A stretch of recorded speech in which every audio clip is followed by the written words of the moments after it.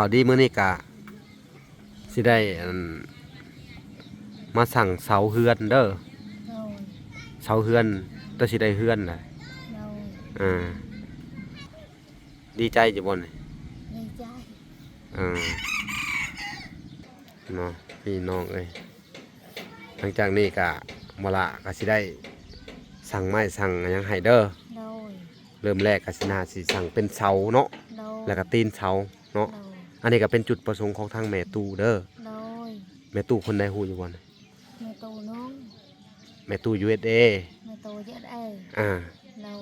เพิ่นก็บอกว่าลามาแล้วเพิ่นก็มีงบประมาณ1,400 1,500นั่นแหละ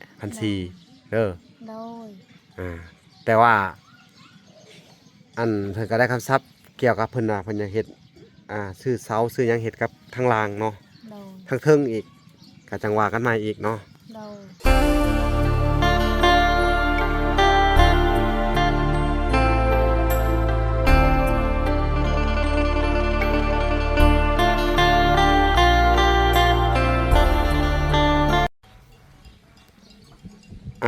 โอเคพี่น้องเอ้ยเนาะกับสบายดีพ่อแม่พี่น้องเนาะเบิดสู่ผู้สู่คนพี่น้องเอ้ยเนาะกันยินดีเข้าสู่ช่อง YouTube เปาละสายบุญคุณธรรมคือเก่าพี่น้องเอ้ยเส้นเก่าเส้นเคยพี่น้องเอ้ยทักทายสบายดี FC ทางฝั่งไทยและ FC ทางฝั่งลาวและ FC ทางต่างประเทศนำเด้อพี่น้องเอ้ยเนาะมื้อนี้ก็เข้ามาติดตามเบิ่งทางอันชาวลีพี่น้องเอ้ยเนาะหลังจากบ่ได้มาโดนเติบแล้วเนาะพี่น้องเอ้ยสบายดีสบายดีโดยพากันเห็ดหยังอันนี้ตักน้ตักน้ำหยังอันนี้น้ำมาจะใช้เลยำน้ำด้วยน้ำซาน้ำสางอืมน้ำจากห้วยโดยโอ้พี่น้องเอ้ยน้ำสางจากห้วยพี่น้องเอ้ยนี่ขุอะไรอย่างนี้พักหนาเนาะ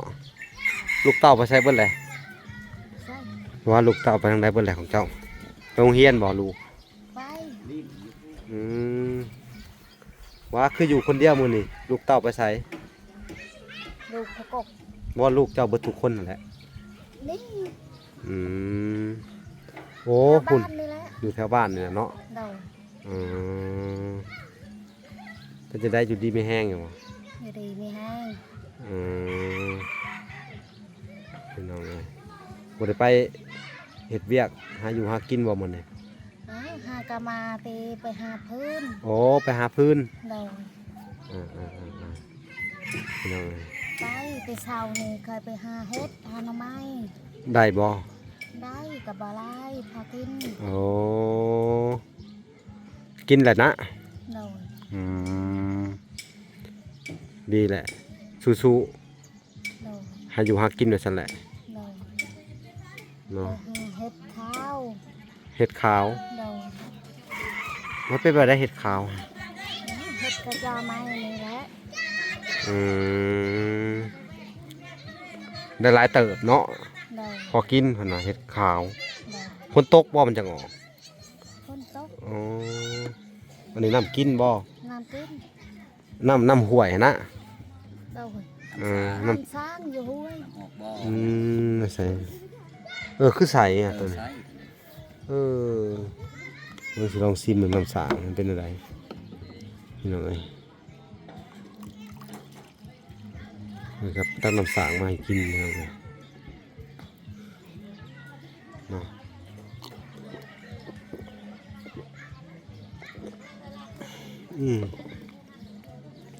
โอเคอยู่มันก็แซ่บอยู่น้ำเนาะไปหาบมาบ่หาบไปหาบ่อนสุเจ้าไปตะกี้พุ่นเนาะหัวตัวนี้บ่ไปเอา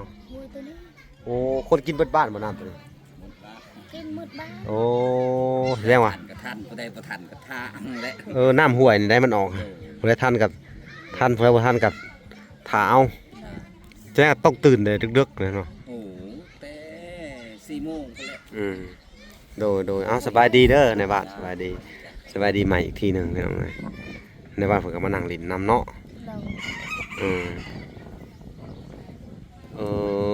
ไปสายกับบ่ได้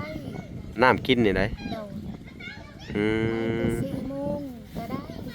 เออก็แต่4 โมง โดย เนาะอืม ญาติเอานะญาติไปตัด โดยมื้อนี้ก็ทางว่าล่ะบ่ได้เข้ามาโดนเติบแล้วพี่น้องเอ้ยเนาะประมาณ 2-3 มื้อเนาะ โดย เข้ามาติดตามเบิ่งแล้วก็มาอัปเดตแล้วก็แจ้งข่าวดีนํพี่น้องเอ้ยเนาะ โดย พี่น้องเอ้ยฮู้บ่ข่าวดี บ่มันบ่มี บ่ฮู้ข่าวดี โดย อืมบ่ฮู้เนาะ โดย ถ้าฮู้นี่สิดีใจอยู่บ่ข่าวดี ดีใจ เจ้าได้ซะไสพร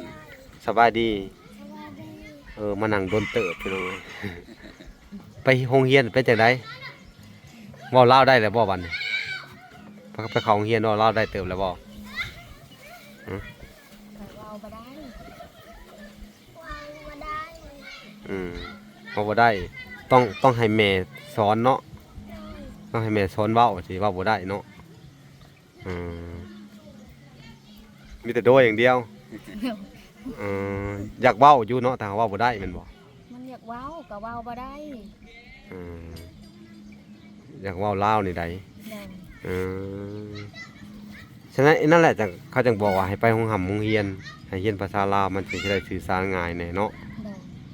อืมเนาะ ก็ดีใจเลย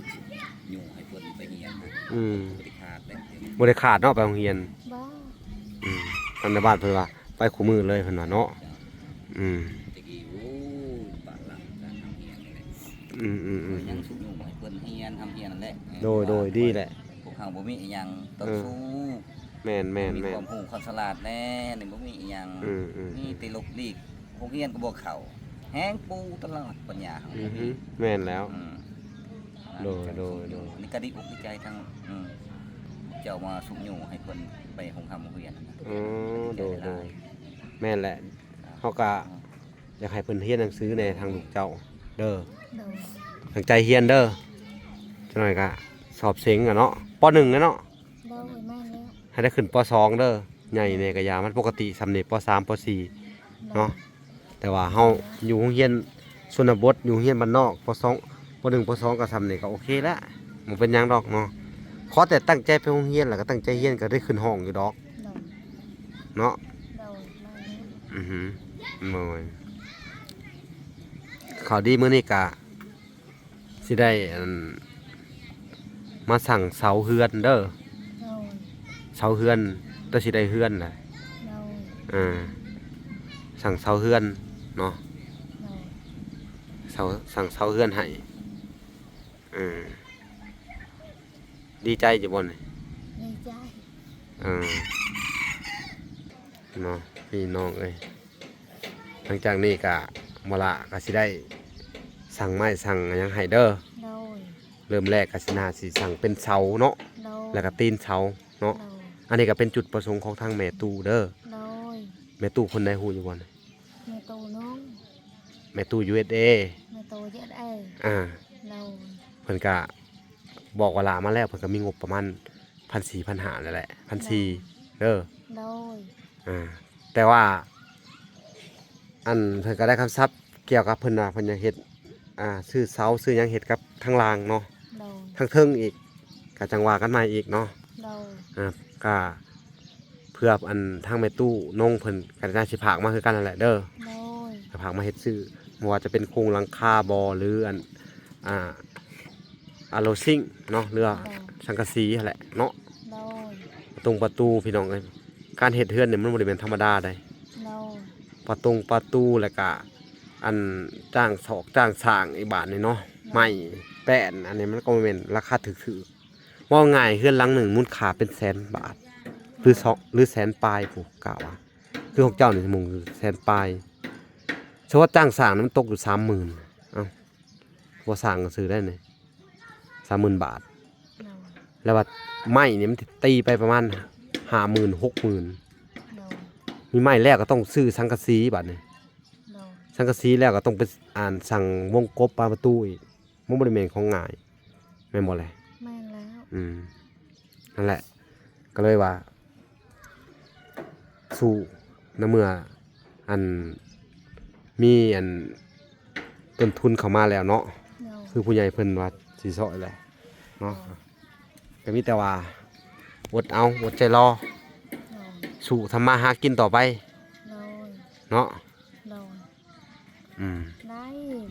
หากินหาเฮ็ดหาหน่อไม้ก็ได้ ยามนี่มีได้หน่อไม้เนาะ มีเดือน4เดือน5นี่ก็มี อื ค ม น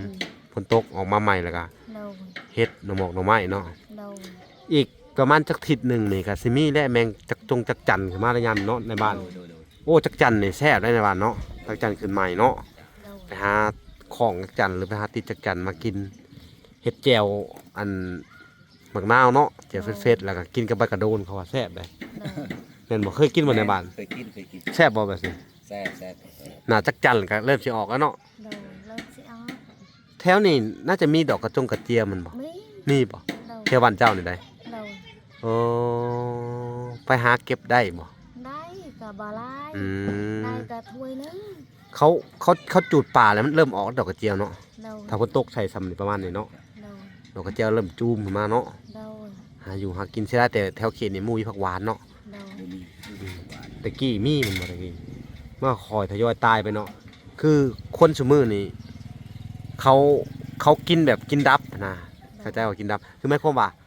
มันบ่ได้ออกแม่แพร่พันธุ์อหยังเลยเขาไปเอาดอกมันตั้งแต่ดอกมันทำมากินแล้วหมากมันสิโป่งทันบ่ล่ะบัดนี้ โดย หมูมีหมากให้ขยายพันธุ์ปีได้ก็กินแต่ดอกมาในต้นไม้มันก็มีวันแก่คือกันนะจังว่าอะไรมันก็เฒ่าตายไปตามกาลเวลาเนาะ คือกันเนาะ มันออกลูกอยู่แต่ไปกินลูกมันฮะแน่นอน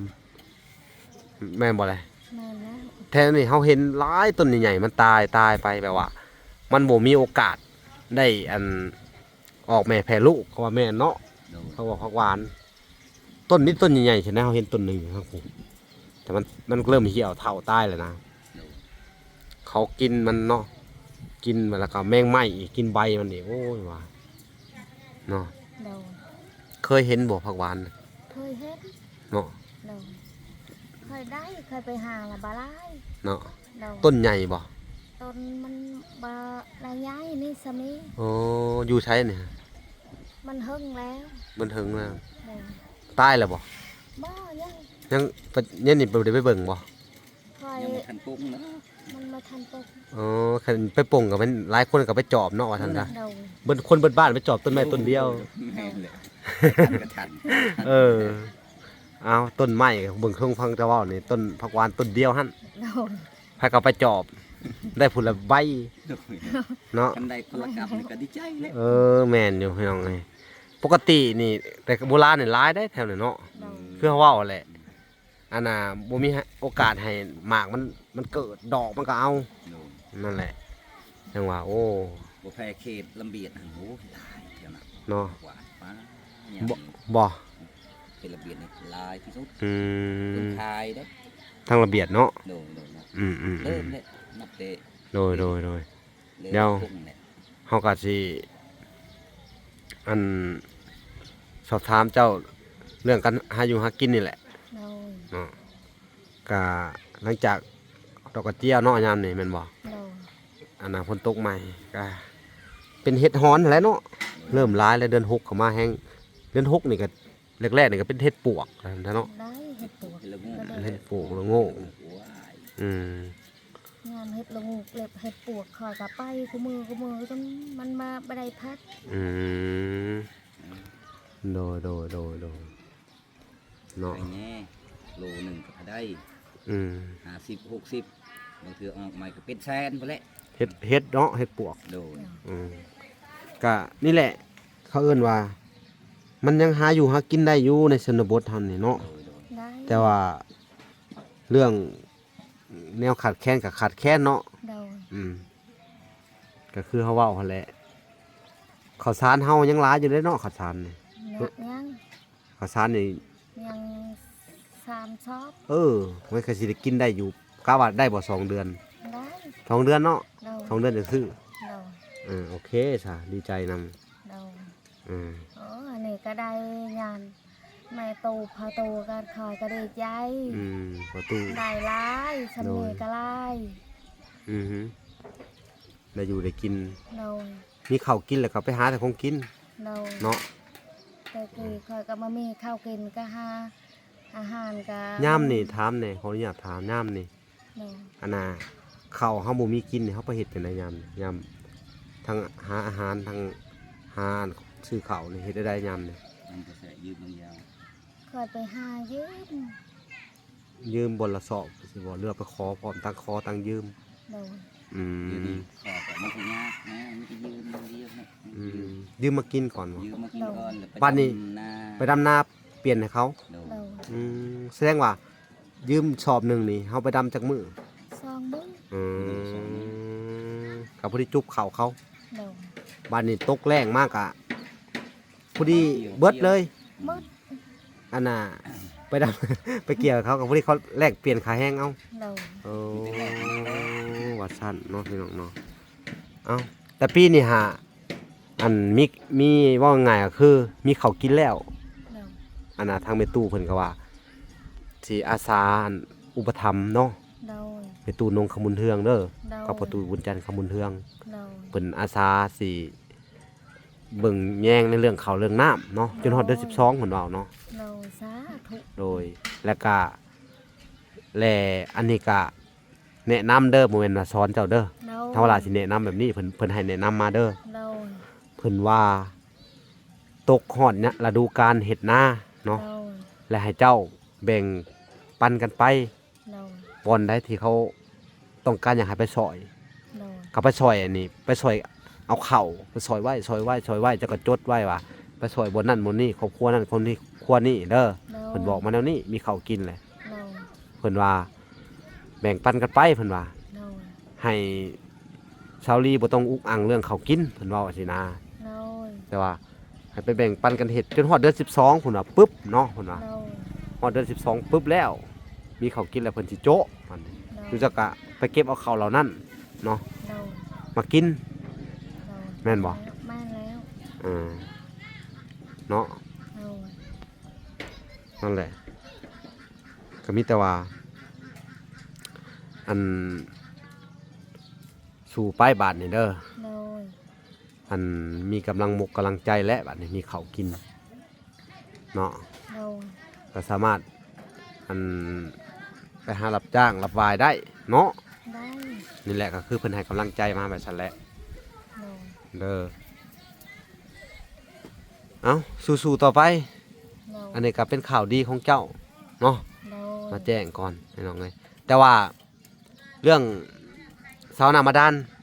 ก็สิให้เขาเอามาส่งแหละภายในมื้ออื่นมื้อฮื้อนี่เด้อ โดย สั่งไปแล้วเนาะ โดย แล้วก็สิเฮ็ดโครงหน้ามาดานอิหยังให้เจ้า อืม เนาะ โดย โครงหน้ามาดานแล้วเฮ็ดหลังคา ที่บ่หรือนั่นนะ แต่เฮ็ดเป็นโครงใหญ่ๆเลยเด้อเฮ็ดโครงหลังคาหน้ามาดานเนาะ โดย อันนี้ก็เป็นงบประมาณของทางอันแม่ทอนแก้วแหละเด้อ โดย เนาะเอ้าดีมกดีใจนำ พี่น้อง ดีใจเขาก็ดีใจหลายๆได้สนิท เจ้าเด้ดีใจอยู่บ่ ดีใจ ดีใจหลาย นี่เขากินนอนก็รับ ๆอืม เคยกีมันมารับคอยนอนคอยอุกอั้งบ่มีข้าวกินหมักผิกก็บ่มีเกลือก็เป็นเกลือก็บ่มีเป็นนัวก็บ่มีคอยก็อุกจนนอนก็บ่รับ อืม อันนี้ก็นอนหลับสะดวกสบายคอยอยู่ พันยังเนี่ยแต่ละมือนอนหลับสบายบ่ได้พันยังเลยบ่ บ่ รับคักสนิทเลย โดย เนาะ โดย กินข้าวแซ่บนอนหลับว่าท่านซะ โดยแม่นเลย เออ เนาะความสะดวกสบายมาฮอด สะ เลย ดวกสบาย เออตะกี้นอนบ่หลับเลย บ่มานอนมารับ และ มันคิดอุกอั้งก็บ่มีข้าวกิน เนาะ สิเฮ็ดไงได้ไปหา พอเฮาอันนอนกลางคืนแล้วเฮาคิดแม่นบ่ โดย ตื่นเช้ามาเนี่ยเฮาสิไปหากินทางใด โดย แล้วสิเอาหยังมาแลกข้าวกิน โดย ประมาณนี้บ่ ประมาณนี้แหละคอยอุกอั้ง บ้านนี้ได้ข้าวมาแล้ว โดย คงกินกับผัดบ่มีอีก โดย สมมุติว่าเฮาไปหาอันหน่อไม้ว่าสิเนาะหน่อไม้ออกใหม่ๆสิเต็มตาว่าสิเนาะ โดย เฮาอยากแกงกินเองก็จนจะตายแม่นบ่ ไม่แล้ว แต่ต้องไปแลกข้าวมาก่อน โดย อืม บางเทื่อจนเขาเบื่อก็ยังบ่มี บางเทื่อเขาวเบื่อสิแกงใส่หน่อไม้ฮะ เออ โดย ก็บ่มี บ่มี อืสรุปแล้วไปหาของดงของป่ามาแลกข้าวกิน โดย อ๋อเป็นกบเป็นเขียดกันแลก เนาะ ไม่แล้ว ว ว่าสิเอาไว้กิน โดย กับบ่ได้ไว้กิน โดย เนาะเขาต้องไปเปลี่ยนเอาข้าวมา เปลี่ยนเข้าได้ ได้ข้าวกินแล้วหนึ่งแล้วกินข้าวดีดอก โดย เนาะ โดย อ๋อชีวิตเนาะพี่น้องเอ้ย โดย อันนี้ก็คือเรื่องจริงเนาะ จริงมาแมนเคยตัว แม่นพี่น้องเอ้ยชีวิตจริงๆเลยเนาะเอ้าจังได๋ก็อย่าให้กำลังใจสู้ๆไปเด้อ โดย น่ะพี่น้องเอ้ยตั้งแต่เวลาอันเบิ่งแล้วก็มาติดตามเบิ่งครอบครัวเพิ่นนี่ก็ขนาดเพิ่นเฮ็ดของอยู่ของกินก็ยังเฮ็ดบ่เป็นนะว่าง่ายๆเนาะ โดย เออนับตั้งแต่ต้มแต่แกงเนาะ โดย ตำบักหอมบักหุงก็ยังตำบ่เป็น โดย แล้วก็ลาบก้อยซอยแซ่นี่แฮงบ่เป็นเลยแม่นบ่ มาเป็น บ่เป็นเนาะ โดย เฮากินตำมีตำเกิดท่านซะ โดย เนาะบ่เคยมีความสุข บ่ ตั้งแต่เกิดมา นสุข ฮู้อยู่ว่าความสุขเป็นอะไร ตั้งแต่เกิดมันนี่ มันมาพูด บ่ฮู้เลย โดย ปัจจุบันนี่เด้ซะ อันนี้ก็ฮู้ ฮู้แล้วเนาะ อันนี้ก็ฮู้ก็สะดวกสบาย อ๋อฮู้แล้วแม่นบ่ โดย สะดวกสบายขึ้นเนาะตั้งแต่เพิ่นมาสอนเนาะ โดย ตั้งแต่ผู้ใหญ่เพิ่นซื้อข้าวซื้อน้ำให้กินเนาะ โดย สะดวกสบายขึ้นแล้วฮักก็เริ่มฮู้เนาะ โดย เริ่มฮู้น้อยหนึงบ่ โดย อืมเอ้าคนเฮาก็มีทุกข์มีสุขเนาะ โดย มีเศร้าปะปนกันไปแม่นบ่ แม่นแล้ว เนาะ โดย ยามเฮาได้กินอิ่มนอนอุ่นเฮาก็สบายใจ โดย เนาะ โดย ยามเฮาอันหมูมีคงอยู่คงกินหมูมีข้าวน้ำตำปลาเฮาคิด โดย คิดแล้วสิไปหาอยู่หากินได้ไสเนาะ โดย นี่แหละพี่น้องเอ้ยยามเฮามีเฮาก็มี โดย วันยามเฮาบ่มีมันก็คือเห็นนั่นแหละเนาะ โดย จะเสียจังไดเนาะ โดย ช่วงนี้ก็มีบุญวาสนาว่าซั่นซะเนาะ โดย เอาสู้ๆอดเอาก่อนเนาะ โดย ก็มีแต่ว่าให้กำลังใจเรื่อยๆเนาะมีบ่อนทำมาหากินก็เฮ็ดคือเก่าหั้นแหละไปหาอยู่หากินบ่ต้องไปแลกข้าวแล้วเฮามีข้าวกินแล้วหาก็มากินโดยตรงเลย โดย ช่วงนี้หน่อไม้ออก ทำไมเอาคอยไปหาแต่เช้านี่ก็ได้ หั่นเด้แกงใส่เห็ดขาว โดย แซ่บเสย แซ่บ เนาะ มีคนก็ไปกินน้ำคอย มากินนำกันอย่างนี้เนาะ โดย โอ้หน่อไม้ใหม่เนาะยามนี่หน้าแรงพี่น้องเอ้ยสดเต็มคำเนาะแต่สิได้แท้บ่ได้แกงใส่เนื้อนางมันบ่ ได้เงี้ยนางคอในบ้านนี่ เนาะแกงข้าวเบื่อ โดย อันน่ะยังแกงเนี่ยอันหน่อไม้ใส่ข้าวใส่เนื้อนางน้อยเดียวหนึง โดย ขาวจะแล่นอยู่เนาะมันต้องเฮ็ดเคี้ยวๆน้ำมันจะนัวมันจะข้นเนาะใส่น้ำเนื้อนางหลาย โดย ๆตำใส่ข้าวเบื่อถ้าตำใส่ข้าวเบื่อก็ได้แต่หาแนวตองอันข้าวเบื่ออันน่ะกลางอันเนื้อนางเอาออก ติดต่อแล้ว อืมก็กรองออกมันก็บ่ให้มันมีเวลาเฮากินมันก็จังบ่นะบ่ติดคงติดคอเนาะ โดย อันนี้มีแต่กลางยี่นางเนาะ โดย โอเค พี่น้องเอ้ยทั้งเวลาก็ได้มาติดตามแหละก็เยี่ยมยามเพิ่นพี่น้องเอ้ยมาแจ้งข่าวดีเนาะ โดย จะสิได้สั่งไม้มาเร็วๆนี่แหละ แล้วก็ต้องไปสอบถามเพิ่นอีกทีหนึงเด้อว่าเพิ่นให้สั่งหยังแน่เนาะ โด เฮาย ก็สิตามจุดประสงค์ของเพิ่นเด้อ โดย เนาะเพราะว่าทางงานแม่ตู้ USA เพิ่นก็ว่าแม่ต้องการแต่ตั้งรางขึ้นหาเทิงเพิ่นว่าเนาะ โดย เอาข้างล่างก่อนเพิ่นว่าเนาะได้สำใดก็เอาสำนั้นเพิ่นบอกเนาะแต่ทางเวลาก็ต้องอันน่ะไปสอบถามแล้วก็อุลมกับเพิ่นอีกทีหนึงเด้อ โดย ว่าเพิ่นให้สั่งนั้นก่อนเนาะว่าเงินของเพิ่นน่ะให้เฮาเฮ็ดได้เฮาก็ต้องเฮ็ดแนวนั้นเนาะ โดย แต่เจ้านี่ดีใจแล้ว ดีใจ ดีใจแล้วเนาะ ดีใจ สิได้บนอยู่ที่ถาวรเนาะ อันนี้ก็น้องคอยขอแบนี่ก็อยากได้ขึ้นขอส่ง ส่งไปเลย ก็ส่งไปแล้ว เอาก็ให้เพิ่นไปซะบอกไว้ฮะเนาะ โดย ว่างเอาไปแล้วเนาะโอ้พี่น้องเอ้ยเอาไปเลยนี่พูดอันนี้ฮะไปเอาไม้เก่าเจ้าหาเนาะมาใส่เนาะ โดย หูจักเนาะพี่น้องเอ้ยกันไก่กันหยังเนาะเดี๋ยวบัดนี้สิให้เจ้าอันนี้เด้อ โดย อันปลูก ทางในโน่นนี่ก็ได้เลยหาเห็ดรักต่ำๆรักไปหาตัดไม้มาเห็ดรักต่ำๆเนาะ โดย ขันไว้ปลูกผักหญ้าคาขิงกินเด้อ โดย จุดประสงค์ของผู้ใหญ่แหละที่เพิ่นอันแนะนำมาเด้อ โดย เอามีหยังก่อนกะปลูกเนาะ โดย เอาพี่น้องเอ้ยบาทนี่ทางเวลากะผมมีหยังหลายพี่น้องเอ้ยก็สิได้ขอตัวลำลาไปก่อนเด้อ โดย พบกันใหม่อีกคลิปหน้าพี่น้องเอ้ยคลิปนี้ขอกล่าวคำว่า โดย สบายดีเด้อ สบายดี และสวัสดีพี่น้องเอ้ยพอกันใหม่คลิปหน้าบ๊ายบาย